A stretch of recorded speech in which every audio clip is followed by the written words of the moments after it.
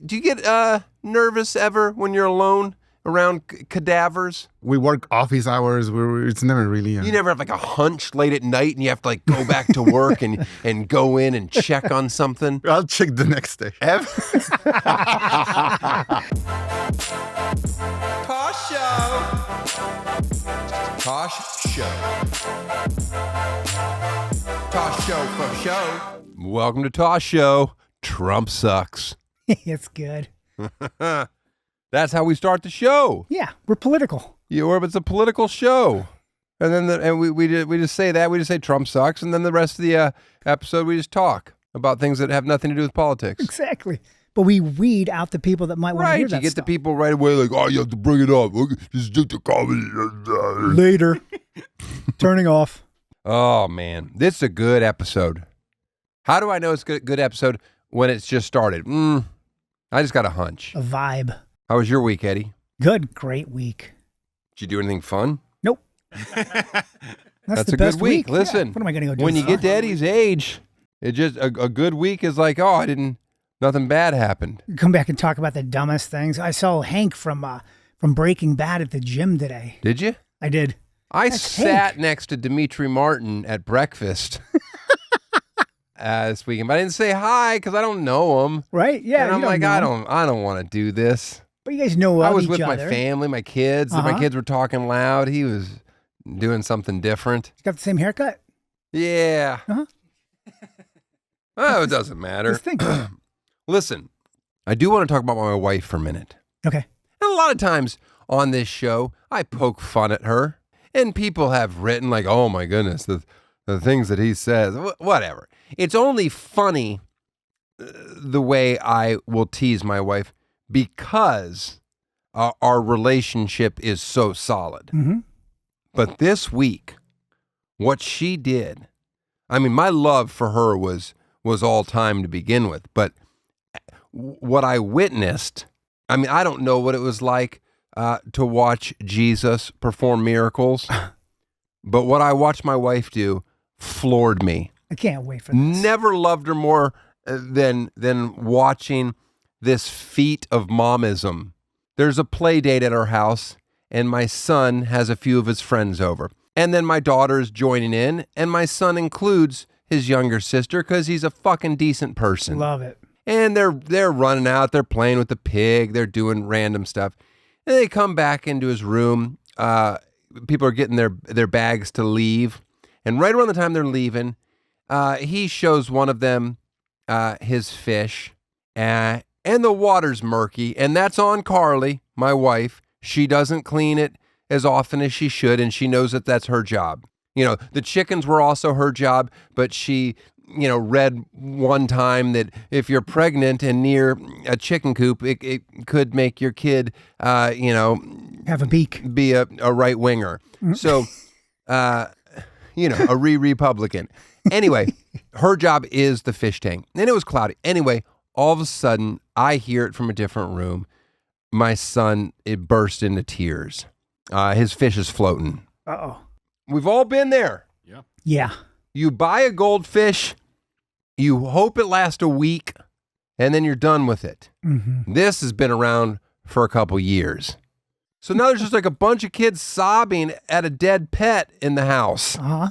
And I'm like, oh, it's a nightmare. And then my daughter, she's not crying.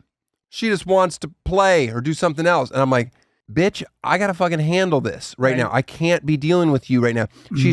So I just yell at her. I'm like, you just go down, find Panda. Okay? Go down to the guest house. Send her out. I just send her out. And she's screaming, crying because she just got yelled at for no reason. But I was like, I'm worried about my son who's just crying because of his dead pet. And meanwhile, the parents just show up at this exact moment. Right. So now they're grabbing their kids and they're like, why is everybody screaming? I'm like, it's the play date went bad. Pet's dead. Dead pet. Get him out of the house. I'll give you an update later. Okay, my wife takes over. I'm consoling my son. I'm telling him, you gave him a great life. Mm-hmm. Yes, we had fun with him. I'm looking at her going, fucking flush it. Let's go. She's over there performing CPR. I don't know what she's doing. She gets a bowl. She puts water. She's like, I think I can get him to come back. I'm like, what? I'm just confused. I'm like, Right. I saw it with my own eyes. It's floating. The fish is sideways on the top of on top of a dirty tank of water. Dead. He's swimming now in this other little tiny bowl. What? She's got him. My son starts screaming again because she's like, look, I got he's starting to move again, but he's got this weird like bloody hemorrhage on his forehead. Uh-huh. And I'm like, that's not good. He's different now. Well, yeah, he's been affected by my wife basically poisoned him for a couple weeks in this bad water. My wife is like, we got to change 50% of the water at the most. You know, this happened a couple weeks ago probably because I contaminated it by changing too many things out. I'm like, always with fish, you have to like leave some gross water. Right. You have to have some good algae. None of this stuff I completely understand. I just want the tank to be cleared. But we have one goldfish in one bowl, and I'm like, I'm not hiring somebody for this. Figure it out. She's like, I don't know how to test the water. And okay, she calls a friend of mine who has a company that like handles all these rich people's koi ponds and everything like that. And she's like, can you save this goldfish? And he's, he was sympathetic because it's like a child's. Yeah. He's like, I'll bring over some fresh, a couple gallons of pond water, and I'll fix your system. I'll make it right as rain. And she's like, when? He's like, Monday. And she's like, it's fucking Friday. He's like, well, you want to do like an emergency call? Yeah. And my wife is like, this $1 goldfish. Anyway, he brings over some pond water. And the goldfish just jumps back to life. Wow. Just happy as can be in this pond. And he's like, don't worry about it. If you ever need me in the future, just give me a call. I'm like, oh my goodness, this guy, Kevin's saved my goldfish. My son is just happy as can be. Meanwhile, in like 3 or 4 days, this hemorrhage on his head is completely gone. I want to drink some of this pond water. Well, I don't know if it's the pond water or it was just my wife's quick thinking. All of it. I was just baffled. I was like, I can't believe you pulled this off. No one's ever saved a goldfish, right? In the history of a goldfish. But I get involved because I was forced to be involved, and I'm looking things up while she's in his room switching the fish from one aquarium to a bowl to some pond water. I started looking stuff.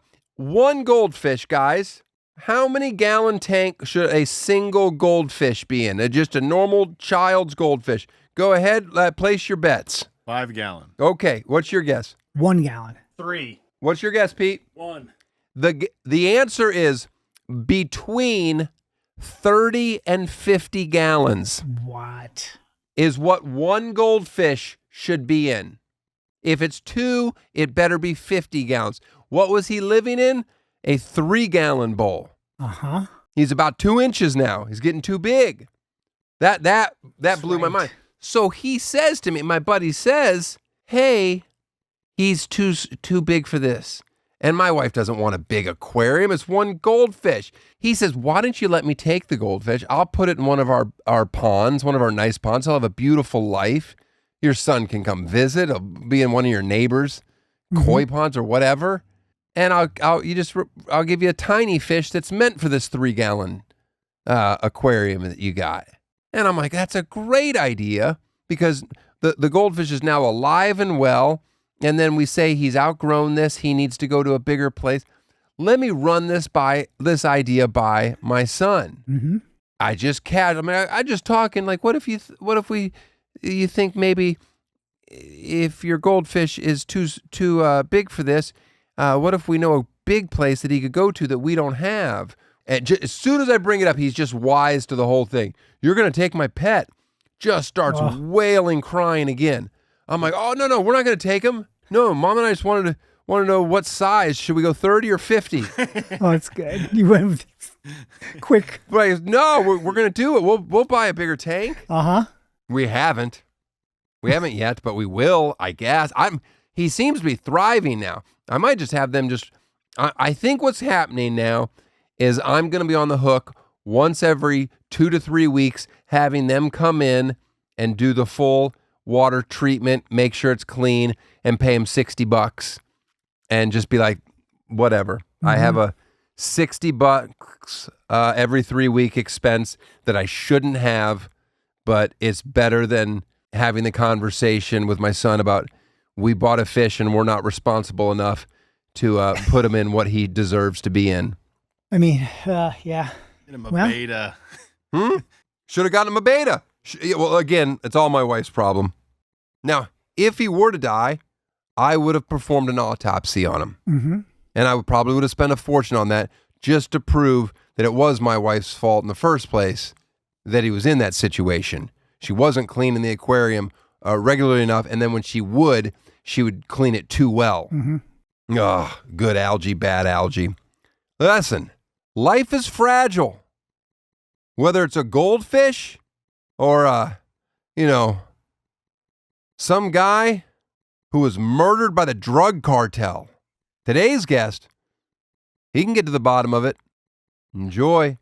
The weather is finally warming up, which means it's time to liberate your thighs from their wintry captivity. They've been trapped in jeans for months, pale, confused, and forgotten, but now it's officially suns out, thighs out season.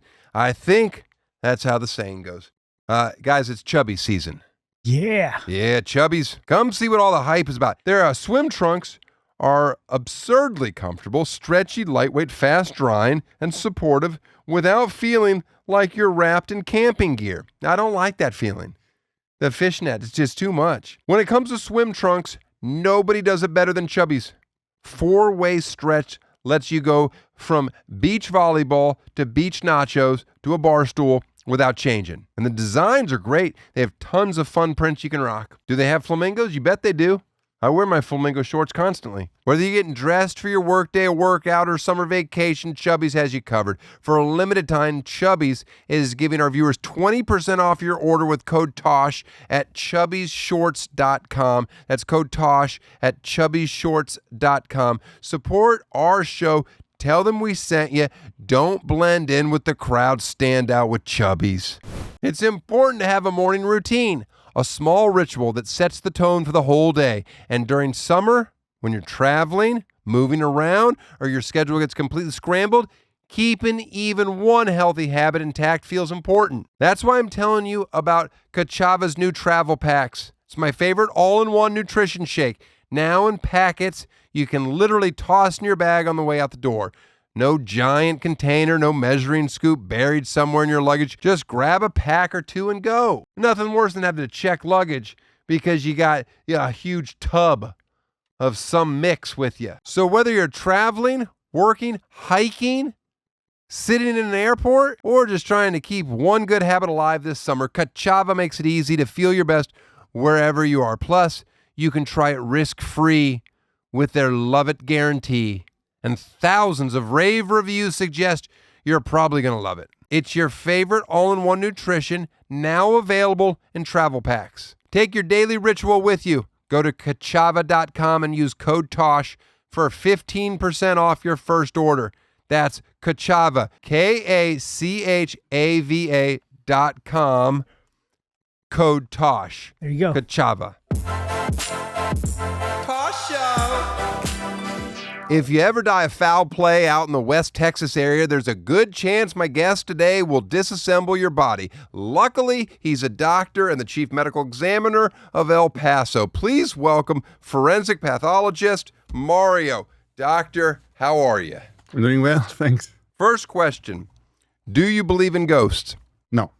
I think this ends the bit. Yeah, that's it. If Mario doesn't believe in ghosts, then that's it. We know. I mean, if anybody were to have seen a ghost, it would be Mario. I think so. Mario, you were born in Chihuahua, Mexico. Tell me what it's like to grow up in a city full of small, aggressive dogs that never stop barking and shivering. No, for real. What is Chihuahua, Mexico like? It's a lot like El Paso. It's the same weather. We're in the desert. It's relatively small. It's less than 1 million people, and it's pretty quiet. The dog, I think it's supposed to be from there, but ironically, there's not a whole lot of Chihuahuas in Chihuahua, I would say. Did you know that I replaced the Chihuahua for the Taco Bell campaign commercials? I did know that. And do you hold that against me is the next question. Oh, no. Okay. What's it like living in a border town? I mean, I've lived in El Paso for 14 years and I was always familiar with it. So it's never been like an experience for me. I was just there. The back and forth, is it no big deal going back and forth? No, it's not a big deal. Juarez and El Paso are basically, if you wanted to, It's twin cities. Right. They're just separated or joined by a literal bridge. Uh-huh. You can go have lunch in Juarez and come back and that should be fine. I mean, I feel like when people don't travel and they've never lived anywhere near the border, they have this idea of how, like, that it's scary. Yes, there's some people from El Paso that had lived all their lives in El Paso. And you ask him about this restaurant in Juarez and it's like, no, I haven't been there. Okay, when was the last time you went to Juarez? I've never been there. But they have an opinion. Uh-huh. So they even have an opinion there. That's peculiar. Right. The only thing I know about Juarez is what I've learned from Sicario. Mostly accurate. I think people have the idea that violence will spill into the U.S., but that's really not the case. It's different law enforcement, different problems, different gangs. If anything, if you want to off someone in El Paso, you may want to wait till they go to Juarez and do it there. So is that the right move? It may even reduce violence in El Paso. You initially thought you wanted to go into psychiatry. Tell me, how many patients did you have to listen to drone on about their stupid problems before you decided to pivot to hanging around dead people all day? Hearing about people's problems was what I thought psychiatry was. What drove me away from it was that you realize most true psychiatric patients are kind of like beyond treatment. You're just managing, their symptoms or whatever. Uh-huh. I actually thought psychiatry was more like psychotherapy. So when it was not that, just medicine for this, medicine for that, that actually swayed me away from it. And then I fell back on my initial, early medical school courses like anatomy, histology that concerned themselves more with the disease rather than treating or seeing patients. And I just kind of never looked back. Is there a difference among a forensic pathologist, a coroner, and a chief medical examiner? Or are they just simply titles? They're titles, but there's a difference. So the main concept, I guess, is everyone does medical legal death investigation. For the most part, coroners are elected officials. You have to run for the coroner's office. And medical examiners are appointed, trained doctors. You have to go to medical school, do your residency in pathology, go subspecialty training in forensic pathology, and then you may or may not end up working for a coroner jurisdiction. The main issue is the shortage of forensic pathologists. So there's studies that have said that you probably need around 2,000 medical examiners for every medical legal autopsy to be performed by a trained physician. And right now there's less than 500. So in comes the coroner system, which has people other than doctors, I guess, signing those death certificates. So trained forensic pathologists much prefer to work under a medical examiner jurisdiction because they actually sign the death certificate. How is your bedside manner, or does it even matter? I think it matters because we have other employees. We have sometimes visitors, law enforcement officers, or things like that. So you always have to, you carry yourself. When you're doing surgery do you call it surgery still if they're dead? We call them autopsies. Okay. When you're doing just autopsy, are you careful? Are you allowed to just open up and go to town, or? Depending on your definition of going to town. But part of the training is to make your motions efficient. And that means saving a few seconds here and a few seconds there that add up. Uh-huh. And that can look to the untrained eye as, inelegant maybe. Okay. But if you know what you're doing, then it's just a dissection. How much has it changed your view on death, just being around bodies? I think for me, it has gone through this almost learning curve where at first it messes up with your head a little bit. You start thinking of your own mortality. Then you see a case of, someone that age that does the same thing. So you start thinking about that. Then it turns more your realization that you're there to document the findings and your kind of how you feel or your opinion about that doesn't really matter. And then it kind of goes full circle where you do get some appreciation of, today, not to sound corny, but you start rearranging your priorities accordingly. Once you know you can go any day for any reason. Do you get nervous ever when you're alone around cadavers? Well, I'm never alone around cadavers. Never. No, that's never, because at the very least, there's an autopsy technician doing the case with you. Oh, so We you work never, office hours. It's never really. you never have like a hunch late at night and you have to like go back to work and go in and check on something? No, I didn't look under the fingernails. I'll check the next day. That's good. Check the next day. They're not going anywhere. Right. This case That's- doesn't have to be cracked tonight. Oh, it's so funny. What's your success rate of solving why, like when you have a case? Like, can you always figure it out? Most of the times, I think the acceptable, undetermined determination for cause and manner of death is around like 4%. And most forensic pathologists that I know have that. And it's not really defeat on itself. Sometimes, the body is decomposed and whatever cause of death was there is obscured by those changes. Sometimes you don't arrive at the cause of death, but you've been able to rule out a whole lot of things, that he was poisoned, that they were beaten up. And those are also answers. How do you distinguish between accidental overdose and a suicide?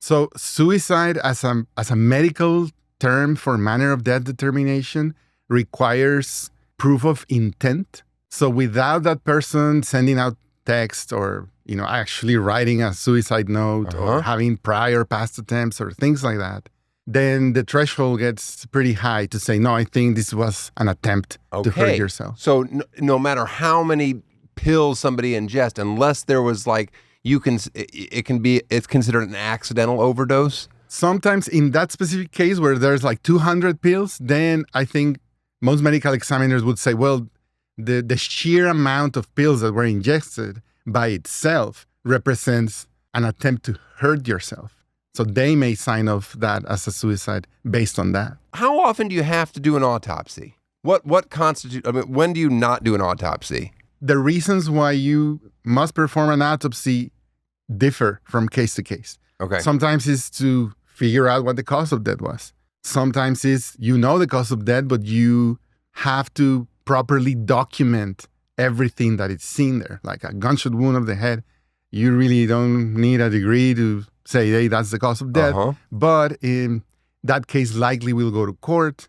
And then in court, you're going to be asked about the range of fire, like how far from the body the weapon was, the trajectory. Everything is about covering your ass. Isn't most of medicine like that? I know. So forensic pathology is no different. A little depressing. Who do you deal with most at your work? Who's the person that is constantly checking on your work? Are you dealing with detectives, family? Yeah, there's a lot of phone calls. It could be attorneys, law enforcement. Families, I have to say, really only get to talk to me after they've gone through like other filters, like the investigator that was at the scene or have some admin issue or help. Are families not allowed to directly contact you? No, they are allowed. Okay. What I'm saying is most of their questions have to do with, orientation for funeral arrangements or where can the body be released. And they don't really need my input. There's a whole administrative wing of the office that deals with that. So my interactions are with like people I report to, which is the county administrator. And then, attorneys. The bulk of that would be setting up a trial where I'm going to be testifying as an expert witness. How fun is going to trial? Not very. How often do you have to do this? Personally, I'll probably go like once a month. Oh, yeah. Yeah. Oh, that's what a headache. It's probably one of the more impactful, important things that we do. But it's time consuming. And, the court speaks a language that is very counterintuitive to how we think. So it's a little eroding. Does it ever get contentious in there? Are they yeah. attacking what your findings were? Yes, it's all sorts of degrees to that. Criminal defense attorneys are crafty, and they're supposed to be crafty, and they will argue with you on the science or on the facts or just on you. Now, there's no way that you're going to be able to answer this question. I'll give you that heads up. But has anybody ever, walked in and said, hey, why don't you take this huge stack of money and go ahead and say that this is why this person died. You get any of that stuff there? Never. I've never even. I thought I could trap you with that question. Very crafty, Agents Daniel. right Very there. crafty. I've never even heard of an offer being made to any forensic Well, pathologist that I know. seems like you're really, really trying to push the I've never been involved in this. Maybe too much, some would argue. Can somebody just automatically request an autopsy regardless and pay for it and you'll perform it? Or is that not something you can just order? So in Texas, you're bound by this thing called the Code of Criminal Procedure that stipulates when a case is the purview of the medical examiner. So we're bound by law to take jurisdiction on certain cases. Now, if we decline jurisdiction because we think it's a straight up natural death and we don't really concern ourselves with deaths due to disease alone, then a family can hire a private pathologist to conduct an autopsy. Okay. What are some of the stranger cases that you've had to come across? I don't know. I mean, like homicide staged as suicide can be striking. Do you feel like they're trying, and those are set up specifically like to trick you? Right. Are some of them done poorly and you're like, oh, come on. Yes. The striking part of that statement is like, oh man, that guy wanted to get away with this. It's so funny. You had one case where someone had hung themselves with Christmas lights. That's correct. I mean, you have to be able to kind of chuckle at some of this stuff. It's just, this is what you do all day long. Were the Christmas lights on? No. Okay. Well, I mean, and then my follow-up question to that would have been, were they blinking? That's bad. All right, let me compose myself. I gotta get professional again. Have you ever considered lying to a family to give them closure that isn't so horrific? I mean, yes and no. I will omit certain details that I know will be painful if I can spare them. Mm-hmm. And sometimes I may, I'll stick with the truth. But then, I may omit one gory detail. Are you speaking to them, or is this just like writing some form out? No, they will make an appointment and meet me at the office. Oh, and you have to sit down. Right. And I'll tell you this much. So all the families are appreciative of, the time that we spend with them.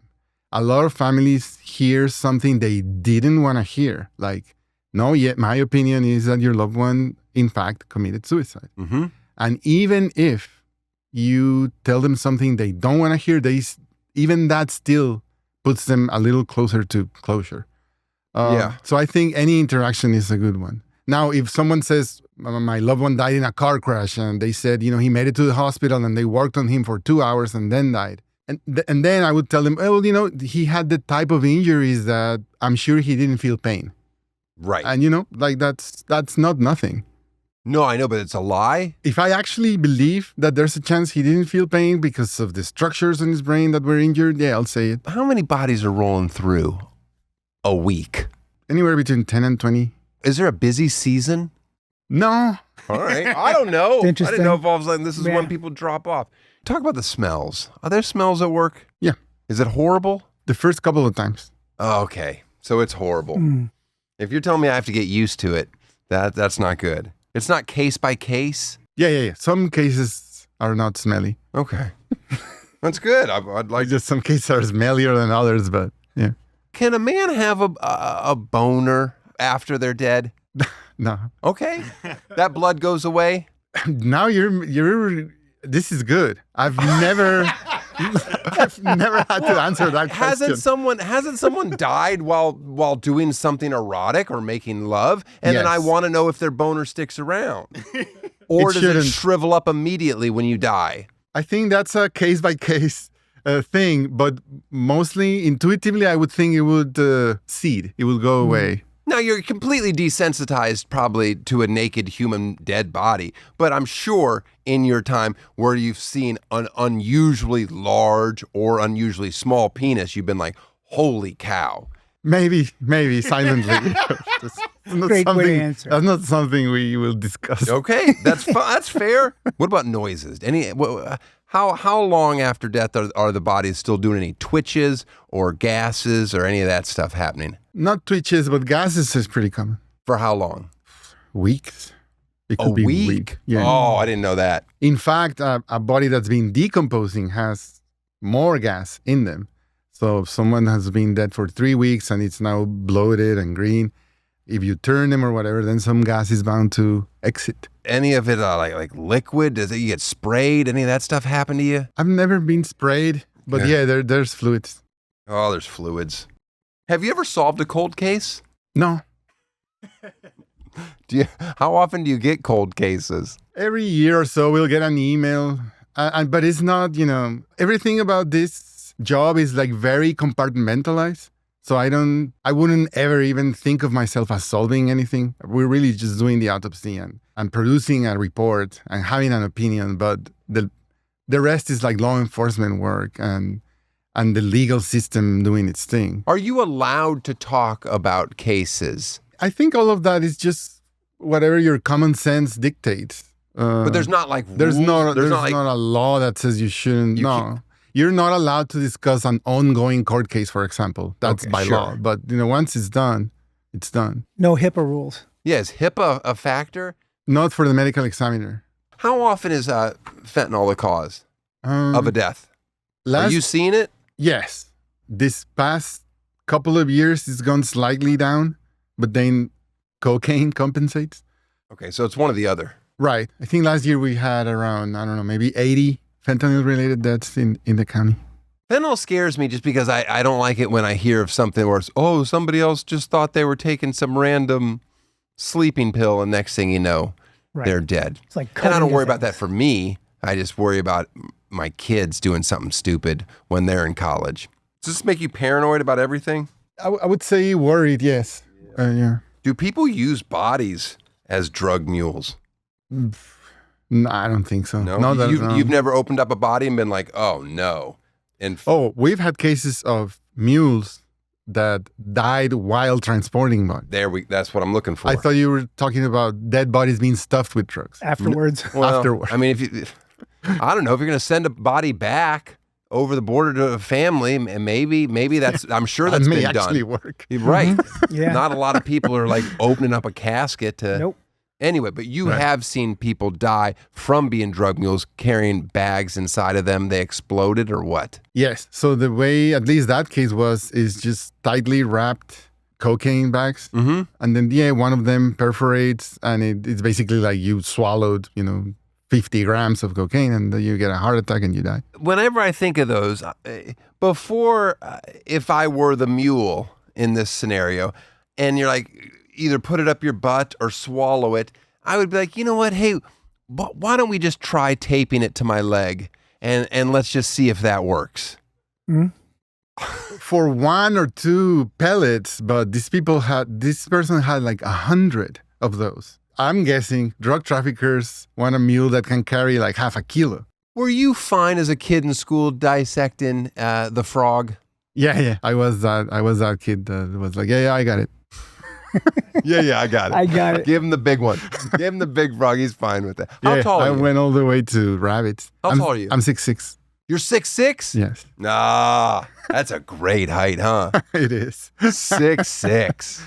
Are you the tallest in your family? I am. By a lot?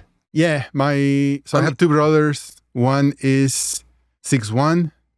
That's the oldest. And then the other one is 6'4". We make fun of the 6'1". As far as Mexican, I mean, are you guys the tallest Mexican family in your city? Maybe. I think you might be. So I'll give you this piece of trivia now. Okay. There's some, and I don't know if there's a way to verify it. No, we won't verify but it. There's like, if you order like cities by average male height, I think the top city is somewhere in the Netherlands. And Chihuahua specifically is like top 5. So I mean, what? Northern Mexicans are tall. I'm a fan of that fact. Yes. Northern Mexicans are tall, and it's in the top 5. Is it men or just men. all women too? The way I remember the stat is male. Oh man, that's a good stat. And the irony from Chihuahua. Yep. Yeah. You were recently diagnosed with autism. Do you think having lived with it your whole life has helped you in this particular field? Yes, very much. Wait, how old were you when you were diagnosed? I was 41, was during the pandemic. If you would have had this diagnosis, let's say, at 5, how do you think it would have shaped your life differently from where you are now? Or do you think it wouldn't have? No, I think it would, with like the proper, I guess, support or strategies or whatever. Mm-hmm. Growing up wouldn't have been as weird, or at least you would have an explanation for how this otherness that you've always felt, that you don't quite belong into like any particular group. That was actually what was refreshing when I got the diagnosis as an adult, because it was like, oh, so that explains why I've always been like this or like that. I mean, that's great. I've always wanted, there's a group of dads here that I live around that I've always wanted all of us to go get tested and just give me some closure. Because when I'm talking to some of these people, I'm like, guys, trust me, I know I'm probably undiagnosed for a million things. IBS is at the top of the list. But what is the test? You know, up to, okay. Right. Go ahead. I was just going to say, I was going to out you. Go. You can cut it. Up to 50% of people on the spectrum have GI associated illnesses. Yes, it all makes sense, Daniel. I mean, that to me is as good enough as a diagnosis. There's your test. Oh, it's 50%. That's great. I mean, 50%. It's an amazing fact. It's such a perfect number. Mm-hmm. Why is it so 50-50. perfect that it's 50? And most people, up to 80%, will have another mental health stuff, mostly ADD. I think 80% of people on the spectrum have also ADD. And they can have sleep disorders. They can have all sorts of things, from anxiety all the way to, proper bipolar disorder, although that's a minority. If you don't mind sharing, what are some of the key traits that you had? Autism spectrum disorder, which is like the proper name, I guess. They don't want to call it Asperger anymore because he was a Nazi. And Is that why they stopped calling it? Yeah. So we're not saying Asperger's anymore. I didn't know that. All right, good. Hans Asperger was a Nazi sympathizer that ran a bunch of studies with children with autism. Okay, so he loses his title. It's a neurodevelopmental disorder, meaning your brain is formed in a different way than the usual brain. And it gives you difficulties in, let's say, 5 different domains. So it would be the social domain, communication, the verbal, motor, and repetitive behaviors. And then the spectrum part of it comes from not everyone has the same difficulties to the same degree in the same domain. So that's why it's a spectrum. So some people are socially awkward. That's when you hear, they eye contact. It's a bit of an offensive thing. Your energy gets drained when you're out in public and you need to recharge on your own. So that would be one thing. The communication thing is with the literal thinking. Like if you're not told exactly the instruction, then it's like it never happened. And then there's inflexibility with your routines. You get really distressed when, some people like to eat the same thing every day. Some people on the spectrum. Ugh. Or at the same time. Or, right.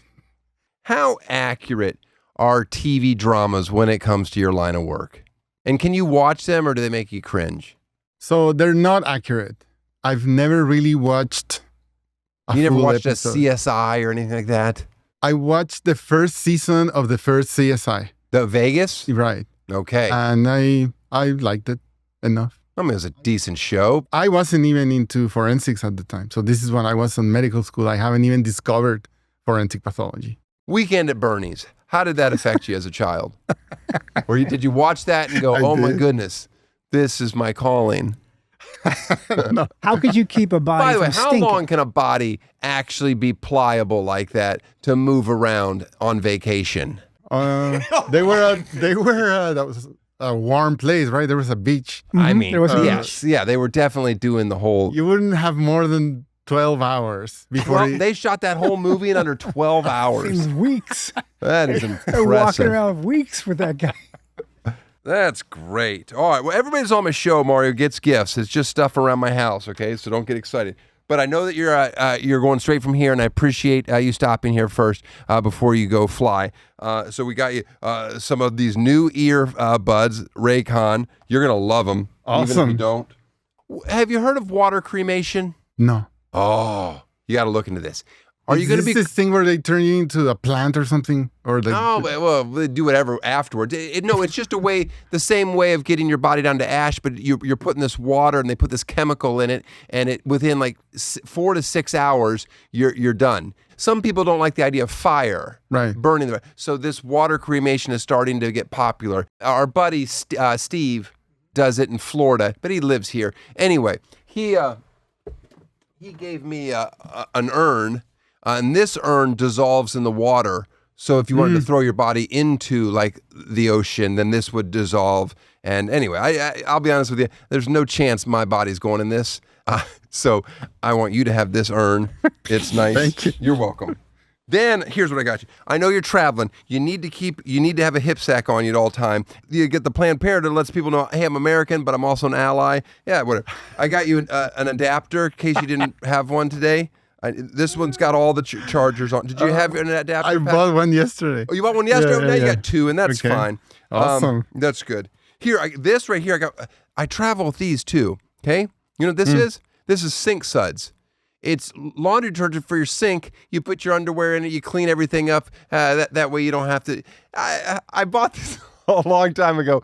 Gilbert Godfrey used to do his laundry in the sink on the road as a comic, and I always thought these were hysterical. Anyway, you'll like that. I will use it, dude. This this is just some fun bracelets to give your daughter when you get back from the trip. This one I took my wife. This is from Europe, so you can say that some of them are nice. I don't know, but my wife just is like, yeah, just give her a bunch of these. She's an 8-year-old. They'll love it. I can tell she'll like them. Yeah, there's some real things in here. I don't know. Yeah. But some of it's probably garbage. Who knows? Some of it's not even open. This one's got an eyeball on it. Are you an organ donor? No. Why are you not an organ donor? Is there going to be a real sad answer that I'm going to be mad about? Yes. Okay. Let's hear it. I'm sure it varies from jurisdiction to jurisdiction. I don't like how, I guess, eager is too much of a benign word. Mm-hmm. Their organ procurement organizations are really sneaky and pushy, and I think treat the families in an unfair way. And then there's some other layers to that where I think organ procurement, sometimes it even violates the very rules that they're supposed to operate under. There's this thing, and I don't know how in-depth you want to go into this, there's this thing called donation after cardiac death. So it typically, the way organ donation is, you're pronounced brain dead, and that is irreversible. No one has ever come back from being pronounced brain dead. Now, there's different layers now that they have added saying, oh, he's not brain dead, but his death is impending. And then they call it, imminent cardiac death. Now, some people have actually come back from that. There's people that just recover in the OR minutes before the procurement took place. So I don't really like to roll with that. Oh, man. Imagine being in there waiting for that. And then they're like, oh, man, he's back. Okay, listen. That was the longest I've ever gone with stuff on my desk. My head was about to explode. By the way, here's just a little journal in case you ever want to. But I left one of the jokes that I started writing in there. It's a negative joke about my wife, but I don't want to get into it. Put this over here and let you put this on the desk. Okay? That was good. By the way, I didn't think I was going to stumble across such a gem when it came to the organ donation. I am an organ donor, but I am just all for my body being ripped apart as soon as possible and scattered everywhere. Just let it happen. I want my eyes in, hopefully, my wife's new husband's face. That would be nice. That's kind of neat. And I'm still around. Is it only if someone else can use it? Because some people can donate their cadavers to like anatomy labs in medical school. What about that? Would you do that? I wouldn't do that, no. Not personally, but I know the medical school. You got to help your people. I am helping my people by doing the autopsies. You brought me something as well? I did. Okay. Here's a spleen. In his World Series of Poker backpack. Hopefully it's a stack of high society. Oh, what is this? It's a bag inside a bag. It's a bag inside a bag. These are Oh, T-shirts. jeez. How many T-shirts? There's 5. I thought, yeah. Oh, you mean to There's give to 5 other of people? different- Yeah. Does all say You get to pick, I Good. guess. Is it all El Paso It's related? El Paso stuff. It's so El one Pa- is, or a AAA baseball team Oh, I like is the Chihuahuas, in fact. the Chihuahuas love Right. that. of El Paso. Do you ever watch their games? I've been to a couple of games, yes. Okay. It's fun. It's a nice park. I'll give it University of that. Texas El Paso. I just like the image there. It just, Why are it's they kind of funny. Why are they miners? I don't know. Say mine. What is this? This is That's just like an El Paso. that's just thing. an El Paso Yeah, shirt. it has like a mountain. Yeah, It's I called get it. You yeah, describe what I the mean. shirt for me. This one right here. This might be my favorite. Guys, this right here. You're going to see me wear this. Mm-hmm. You know what city in Texas I just can't stand? I'm going to go say, San Antonio. no, I like San Antonio. San Antonio, while I hate the, good gosh, how much more, what is this That's junk? this. Oh, this It is is nice. junk. This is official. Office of the Medical. Do you think, by the way, can you hold something up? Do you hold up a wallet and like badge? show a badge and get in places? We have a badge, and So many mediums. I don't What, know you think how you're to the only one flash that's tall? badges, but We're all you're a bunch of mediums. I'm 6'4". I just not kind of- everybody's tiny just because you're 6'6". well, I'm sure you know someone who's a Yeah, medium. Dylan. Yeah. There you go. His Can't mom wait for drank those while she to was pregnant. shrink. I like San Antonio. I love San Antonio performing there. I hate the Riverwalk. The Riverwalk's garbage. I don't care about that at all. No, the city that I hate, Lubbock. Oh, Lubbock. I cannot stand it when I'm in Lubbock. Well, it's the worst.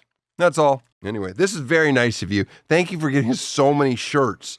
Did you actually peel the tag prices off? I did. I thought it was weird. You just- Well, yeah, I get it, but like, I can't believe you bought stuff. That's even crazier. He's at the airport. That's nicer than when I. Did you get this at the airport? I didn't. God damn it! No, I didn't. I would All right, love believe that you. so much. These are nice. Thank you so much. Are you like a firefighter that when you see kids, you go, "Hey, here you go, have one of these." Nah. No, you should start. No, I don't. It's a funny keychain for a kid to have on the office of the corner. It's funny if a kid has a key. It's for the great. cor- Of El Paso. It's not the coroner. Quick, Medical this examiner, medical remember? examiner. Okay, he's not an elected official. You think he'll ever run? Never. Oh, you'd get my vote. You'd Thanks. get my vote. This episode is brought to you by IQ Bar, our exclusive snack, hydration, and coffee sponsor. IQ Bar protein bars, IQ Mix, hydration mixes, and IQ Joe mushroom coffees are the delicious low-sugar brain and body fuel you need to win your day. You know how many times I go to bed and go, ugh, that's another L. You took a loss. That day was a loss. That's a loss. Not anymore, buddy. With over 20,000 five-star reviews and counting, more people than ever are fueling their busy lifestyles with IQ Bar's brain and body boosting bars, hydration mixes, and mushroom coffees. The Ultimate Sampler Pack is a great way to try all IQ Bar products. You get 9 IQ Bars, 8 IQ Mixes, and 4 IQ Joe Sticks. And right now, IQ Bar is offering our special podcast listeners 20% off all IQ Bar products, including the Ultimate Sampler Pack, plus free shipping. To get your 20% off, text TOSH to 64,000. That's TOSH to 64,000. Message and data rates may apply. See terms for details. Are you a Spurs fan? No. Do you watch any sports? I watch football and the NBA when it's the playoffs, like right now. Right now, you're not Right. watching the Spurs? I grew up idolizing Sean Kemp and the Rain Supersonics, You did? which then turned into the Thunder. Remember when Sean Kemp grabbed his testicles at the Olympics, hanging on the rim, and he just grabs his nuts? Do you remember that? I Oh, are you I kidding me? actually don't remember The that. Rain And I- Man, Yeah. the Rain Man dunked and grabbed his nuts, and it became like a big. It was like, oh, we shouldn't do We're this so as disrespect- Americans. yeah. This is so disrespectful. I've been a Sean Kemp lifelong fan, and I didn't know that. Do you know how many children he has? 7, I think. I'll take the over. Yeah, it could be. I'd take the over. I'll take the over. Look it up. Somebody give me how many kids does Sean Kemp have? It's 7 with 6 women. You think you are all right? You might. Mario's a super fan. I can't believe you don't remember the nut grab. At least 7. It says. What is it? It says at least 7, with 6 different women. It says at least 7. Well, that's good. He's a good guy. In your medical opinion, was Michael Jackson murdered? So murder and I'm gonna get, I guess, pedantic on words. So murder is like a legal term, and the term, I wouldn't even say equivalent, but the terminology that the medical professionals use, specifically in death certification, would be homicide, which literally means death at the hands of another. So in that sense, if he was injected, Right. I think propofol by someone else, and then he died because of that, technically the certification of death as it came out as homicide is accurate. But I wouldn't say he was murdered. All right. Well, in your follow-up question, in your medical opinion, was he a pedophile? I don't know. You have to answer it. But follow-up to that, can we still listen to his music, and should we go see this new movie? I don't know. I know there's always a debate about separating the artist from the art. Yeah. And I don't even know where I stand on that. So if you like their music, just listen to the music. Yeah. Well, I mean, some of their songs you have to listen to. Right. I'm not going to stop listening to Man in the Mirror. I love that song. If I go, suspicious or not, when I die, I need you to perform an autopsy. Not because I think my wife is up to some shady stuff, but I just want her to have to deal with this for a little bit, where some people are questioning why I died. So the way to turf a case to the medical examiner, and some of them may not like hearing me spill the beans, is to introduce either trauma or drugs. That's kind of like the key words that would make us go like, okay, yeah, maybe we need to take a look into this. Okay. Like, it's like, he was found dead in bed, but yesterday he hit his head and he was woozy. So basically, even if I'm 100, right before I take my last breath, I need to whip out a hammer, give myself a couple bruises. All right, I'm not above doing this. What's the end game? Are you going to just do this?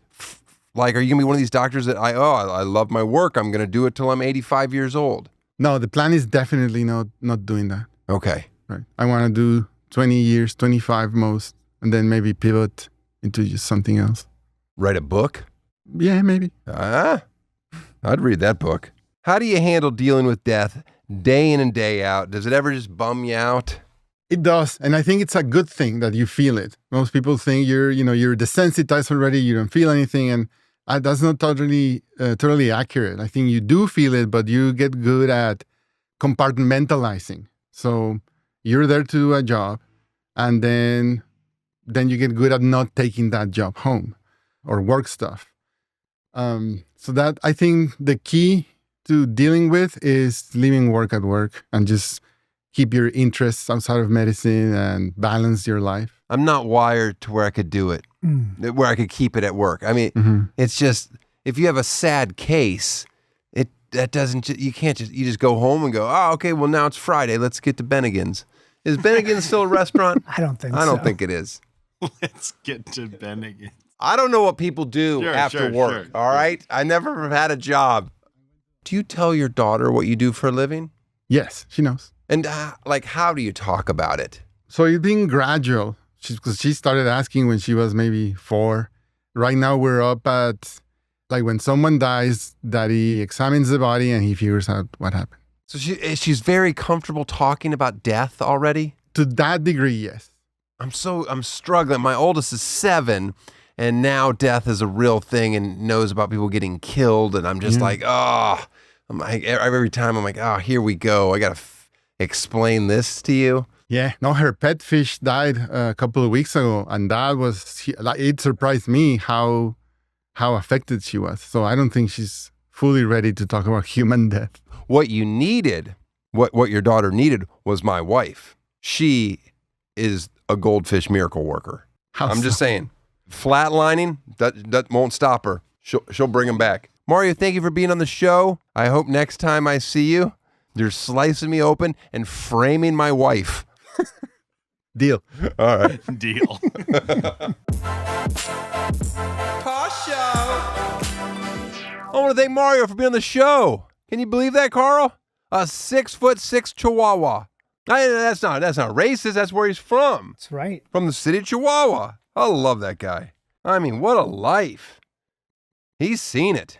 Man, has he seen some stuff. I know. Patreon.com/Tosh Show. That's where you get some extra laughs. Real stuff. I'm going right Good now. sell.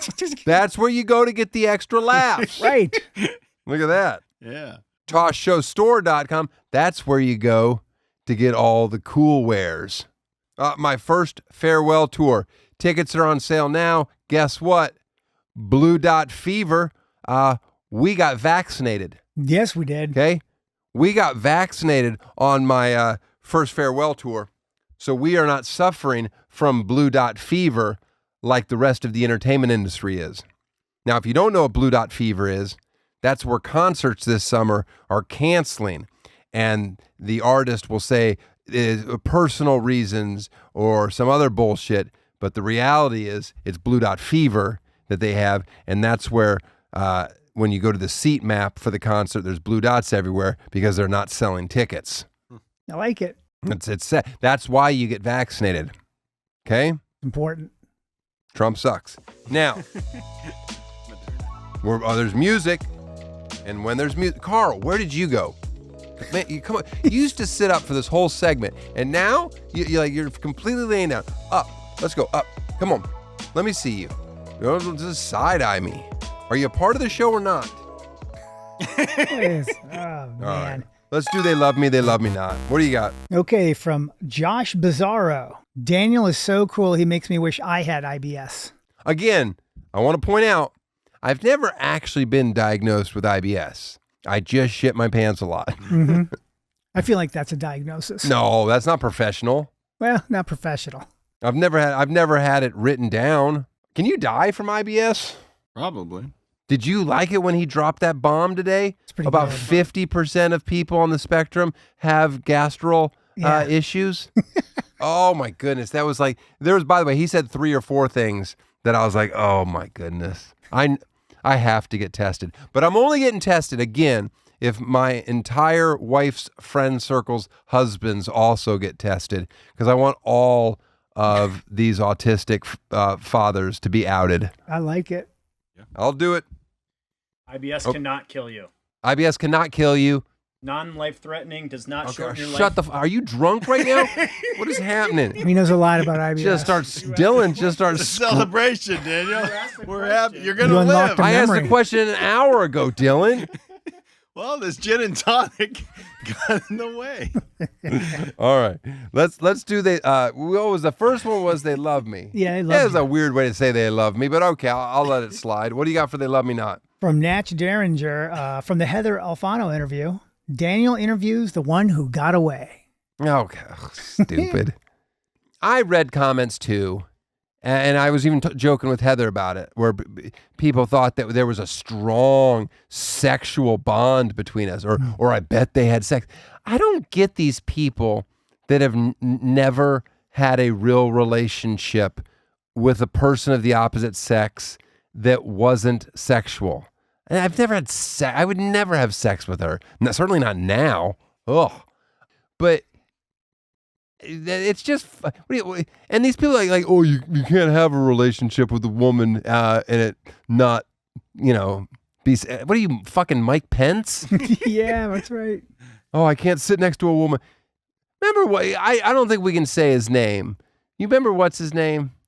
The comic. And he would tell stories like, he got sat next to a good-looking girl on the plane, and he had to like go to the bathroom in the back and jerk off. I've never understood guys like this that they can't have a listen. I guess that's why it's scary to be a woman, because you don't know if you're sitting across from a guy that could go 25 years just being your friend genuinely, or somebody that's like, oh, the second I get the opportunity, I'm gonna pounce. Mm-hmm. Well, anyway. No, I've never had a relationship with her or, half of my good girlfriends. And anytime I do cross the line with a girlfriend, it ruins the relationship with my current girlfriend. Yes, it would. Yeah, I guess so. See you next week. Tosh Show.